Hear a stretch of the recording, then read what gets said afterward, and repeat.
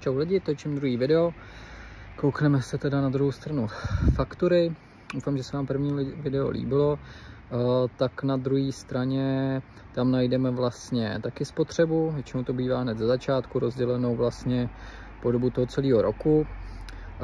Pokud jste měli fakturaci na přelomu roku, tak tam vlastně máte i ten stav, který byl ke konci roku. Doporučuji hlásit, protože když se nenahlásí, tak ho distribuce dělá odhadem. Stačí jednoduše nahlásit dodavateli ke konci roku, ať to máte v pořádku. Pak na druhé straně vlastně máte hnedka pod touhle spotřebou je obchodní část. To je vlastně, tam jsou ceny, které se mluvíte s dodavatelem, který máte ve smlouvě. A pod tím jsou ceny distribuční. Ty stanovuje vždycky stát na rok dopředu a ty neovlivníme. Ty se dělí jenom vlastně dle toho, když to řeknu zjednodušeně, někde bydlíme, do distribučního území.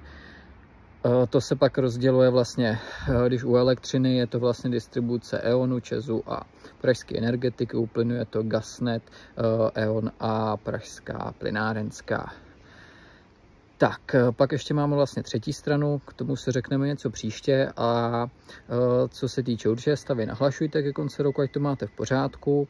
Ještě doplním, že v té obchodní části, pokud máte vlastně dvě ceny, nebo jste měli třeba změnu ceny, nebo se vám tam měnila cena, tak to máte tam taky rozdělený vlastně na ty dvě ceny, abyste se na to mohli podívat.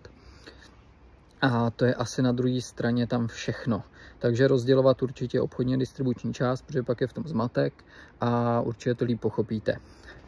Díky za sledování, mějte se a pak se řekneme teda třetí stranu a pak přejdeme na další věci. Čau.